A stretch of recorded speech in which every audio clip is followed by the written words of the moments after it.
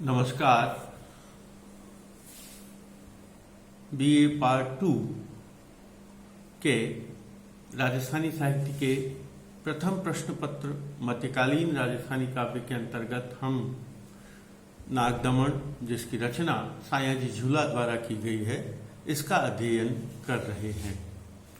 अब तक के क्रम में जो हमारे सामने कथा आई है वह भगवान श्री कृष्ण के नागदमन की लीला से संबंधित है और उस कथा के प्रसंग में भगवान श्री कृष्ण के जागने का, गाय चराने के लिए वन की ओर जाने का, यमुना नदी के किनारे ग्वाल बालों के साथ, गेंद के साथ खेलने का और गेंद का यमुना नदी के अंदर गिर जाने तक का वर्णन है।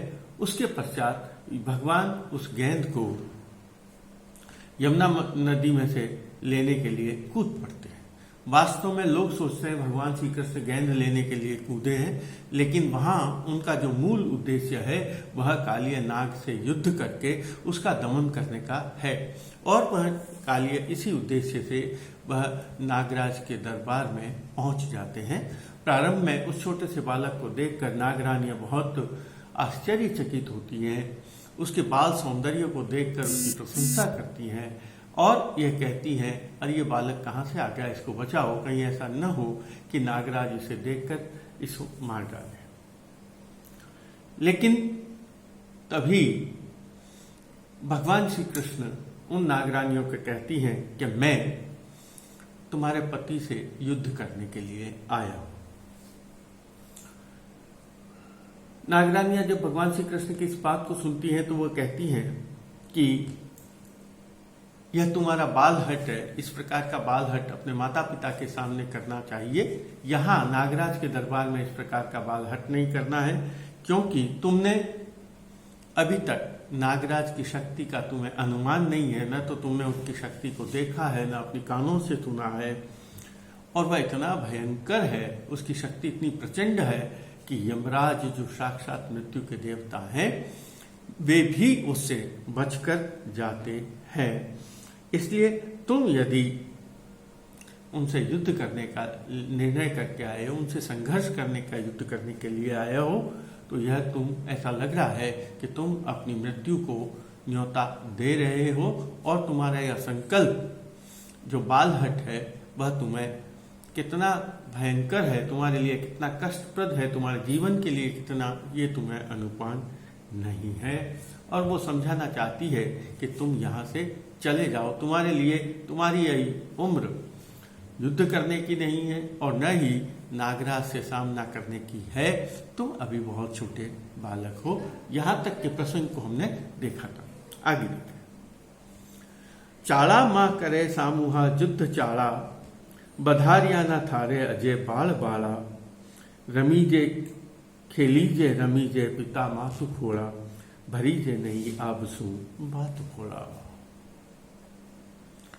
वो नागरानियों से समझाने का प्रयास करता है कि अभी तुम्हारी युद्ध नागराज से, तुम्हारी उम्र, तुम्हारी आयु नागराज से युद्ध करने की, नागराज से संघर्ष करने की नहीं है। तुम तो अभी बहुत छोटे बालक हो और तुम्हारी तो अभी ये खेलने की उम्र है। और तुम जो जिद कर रहे हो ना, ये जो संकल्प कर रहे हो, जिद कर रहे हो, हट कर रहे हो, वह हट साधारण हट नहीं है, बल्कि यह एक युद्ध को और मृत्यु को न्योता देने वाली है। चाड़ा मां करे, चाड़ा कहते हैं जो बात कह रहे हो, तुम जिस लक्षण को प्रकट, तुम जो कार्य करने जा रहे हो उसका परिणाम क्या होगा, उस परिणाम की तुम्हें जानकारी नहीं। चाड़ा मां करे सामूहा युद्ध चाड़ा, तुम्हारी यह बात साधारण बात नहीं है। क्यों साधारण बात नहीं है? क्योंकि तुम जो यह हट कर रहे हो, वह हट कौन सा है? वह हट ऐसा है जो तुम्हें मौत के मुंह में डालेगा। युद्ध की जो बात कह रहे हो, वह युद्ध का जो संकल्प है वह तुम्हें मौत के मुंह में डालेगा। चाड़ा मां करे सामूहा युद्ध चाड़ा, बधारिया न थारे अजय बाल बाला। अभी तक तो तेरे वह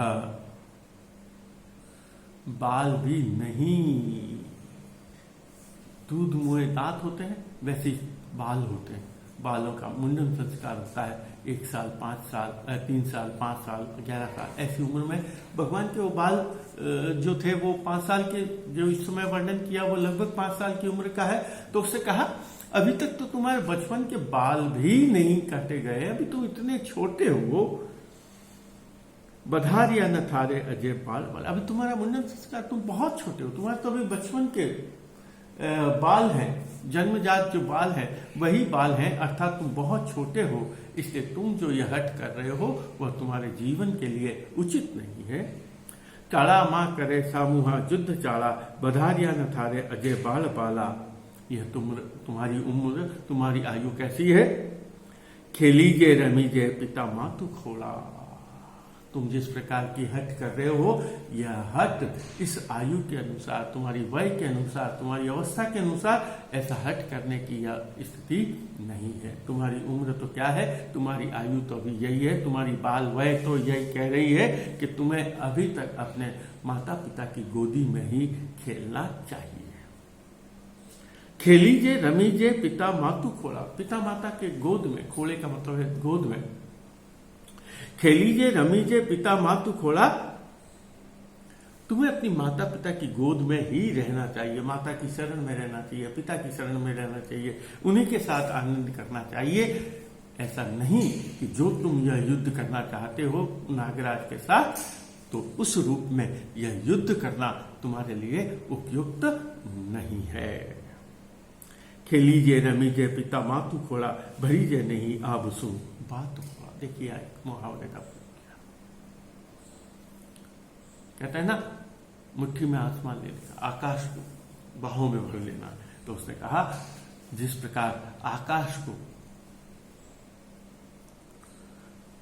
बाहों में भरना संभव नहीं है, आकाश को बाहों में समाना संभव नहीं है, तो जितना वह असंभव कार्य है आकाश को बाहों में समा लेना या मुट्ठी में समा लेना, ठीक जो तुम युद्ध कर रहे हो वह युद्ध अयुद्ध की जो हट कर रहे हो, नागराज से संघर्ष का जो हट कर रहे हो, वह हट भी ऐसा ही है जिस प्रकार कोई भी व्यक्ति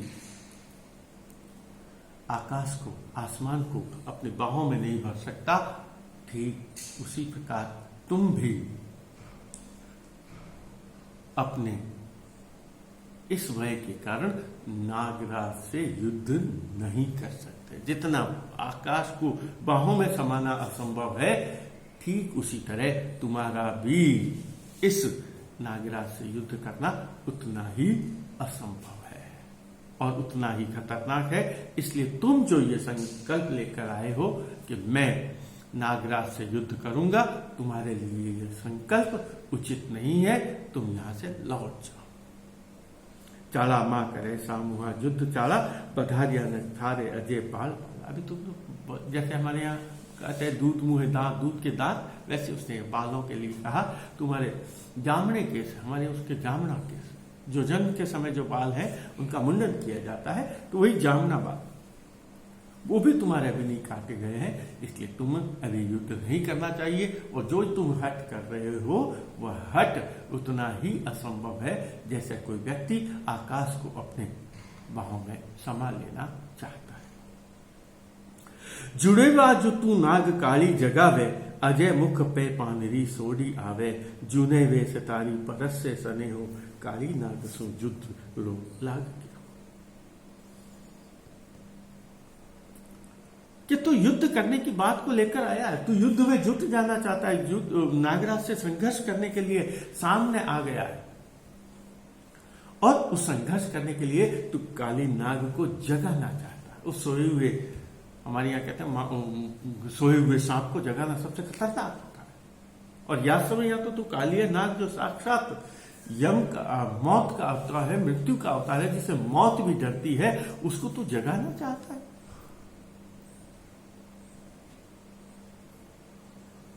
और जबकि तेरी अवस्था तो अभी तो तेरे मुंह से बचपन के दूध पीने की, माता के से दूध पीने की जो सुगंध है वही अभी तक तेरे मुंह से, तो वह कहने का अभिप्राय है अभी तो तू दूध मुंह बालक है, दूध मुंहा बालक है। उस दूध मुंहा बालक से को ऐसी नागराज से संघर्ष करने की जिद नहीं करनी चाहिए, नागराज से संघर्ष करने का हठ नहीं करना।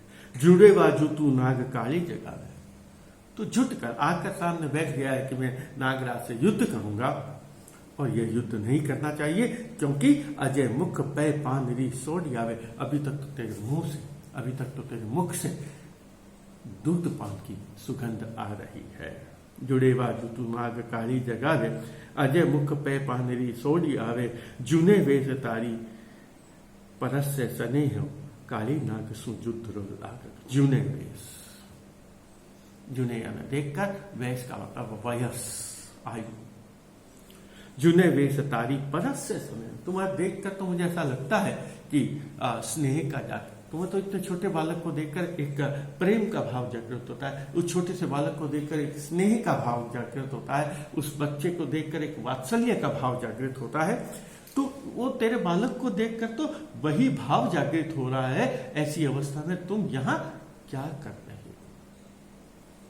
जूने वैस तारी परस से सने हो, काली नाग सु चित्रो लाग के हो। अभी तो तू इतना छोटा बालक है, तेरे मुंह से तू दूध मुंह बालक है, और वो दूध मुंह बालक होने के कारण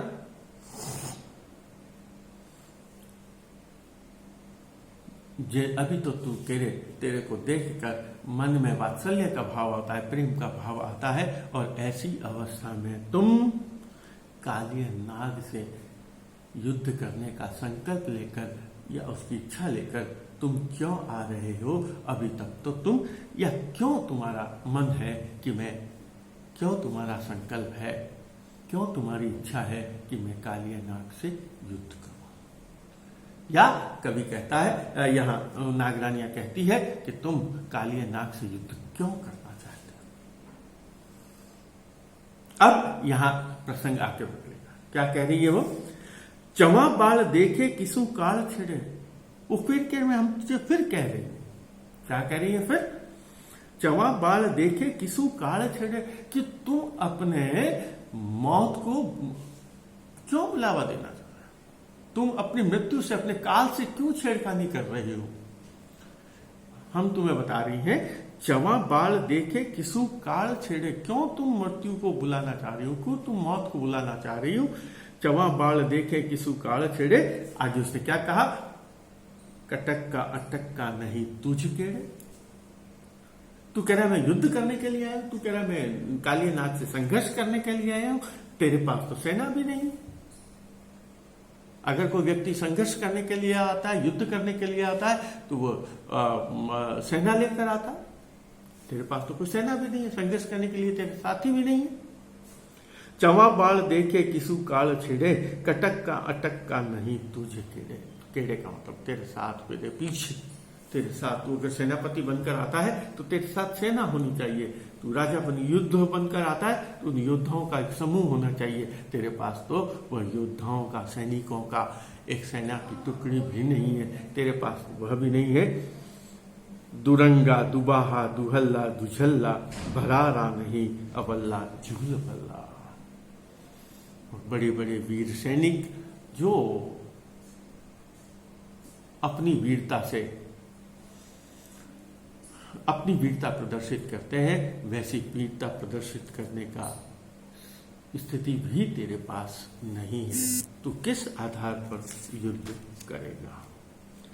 आगे यहां मैं थोड़ा सा इस प्रसंग को थोड़ा तीव्रता से कराऊंगा। केवल मूल पाठ का संकेत आपको हिंदी में कर रहा हूं, जहां उसने कहा, जहां वह बात कर रहा है कवि की, क्योंकि मुझे प्रसंग को आगे ले जाना है, इसलिए यहां मैं जो प्रसंग कर रहा हूं वो उसको मैं जो पाठ है उस पाठ में जो बात बता रहा हूं कि जहां उसने सबसे पहले कहा तेरे साथ कोई सेना नहीं है, अब वो सेना में क्या क्या होता है उसका वर्णन कवि करता है कि तेरे पास घोड़ों का समूह है, दल नहीं है। है दल यानी घोड़ों का समूह नहीं है, पैदल नहीं है, उमराव नहीं है,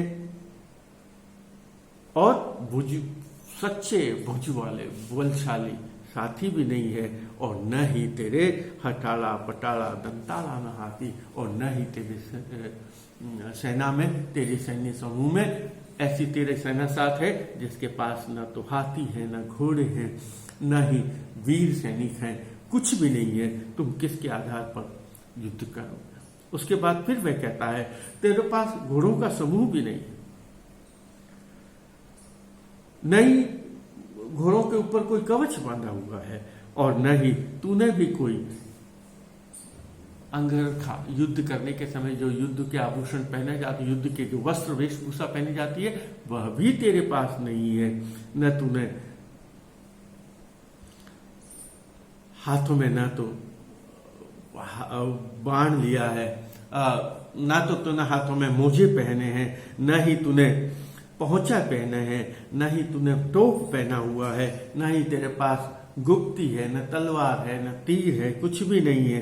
तेरे पास आकाश को छा लेने वाली सेना भी नहीं है, न तेरे पास कटार है, न ही तीव्र धनुष है, न बाण है, न कमान है, न ही तेरे पास नगारा निशान है, न ही सिंधु राग बजाने वाले सैनिक हैं, और न ही ऐसे वीर सैनिक हैं जो इस आसमान को मिट्टी से ढक दे, जिनके प्रयाण से यह आसमान ढक जाए, ऐसी सेना भी तेरे पास नहीं है। न ही ऐसी सेना है जो सिंधु राग पर मोहित होकर जो आगे चल सके, ऐसी नहीं है। न ही तेरे पास तोप है, न बंदूक है, न गोले हैं, न बारूद है, न ही ध्वजा है, न ही और कुछ भी नहीं है। तेरे हाथों में तो हमें केवल एक मुरली दिखाई दे रही है, और ऐसे समय में तू नागराज से कैसे संघर्ष करेगा। और उसके आगे क्या कह रही है कि तूने, तेरे पास जब सेना नहीं है, नहीं सैन सेनादि एको सजाई, लड़े सो किसे मूल पूछा लड़ाई। और आगे कह रही है ठीक है, कोई बात नहीं, तू युद्ध करना चाहता है, तू सेना भी नहीं लेकर आया है, और तू स्पष्ट रूप से कह रहा है मैं संघर्ष करना चाहता हूं, युद्ध करना चाहता हूं, लेकिन हमें यह तो बताओ कि तुम नागराज से युद्ध किस मूल कारण से, किस कारण से तुम नागराज के साथ युद्ध करना चाहते हो। नहीं सैन सेना एको सजाई, लड़े सो किसे मूल पूछा लड़ाई। हम पूछ रही हैं तुम क्यों युद्ध करना चाहते हो। भणे नागपत्नी जीता मुझ वीरे, तिहा माही एको नहीं तुझ के। और उसने कहा हमारे पास जितनी शक्ति है ना, नागरानी कह रही है हमारे पास जितनी शक्ति है, भणे नागपत्नी जिता मुझ वीरे, जितने हमारे पक्ष में जहां लोग हैं, पिता माँ ही एको नहीं तुझे तीरे, उनमें से तो एक भी तेरे पास नहीं है। कटक का खगा बाहरो नाग काछे, अमा नागणी पत्यरो जूझ आछे। लेकिन भगवान श्री कृष्ण क्या कहते हैं, मैं जो भगवान श्री कृष्ण अपने संकल्प को कह रहा है, हमारा जो युद्ध होगा ना, वो बिना सेना, बिना आयुधों के, बिना शस्त्र अस्त्र तोप गोलों तीर कमान तलवार इनके भालों के अभाव में, उनके बिना होगा।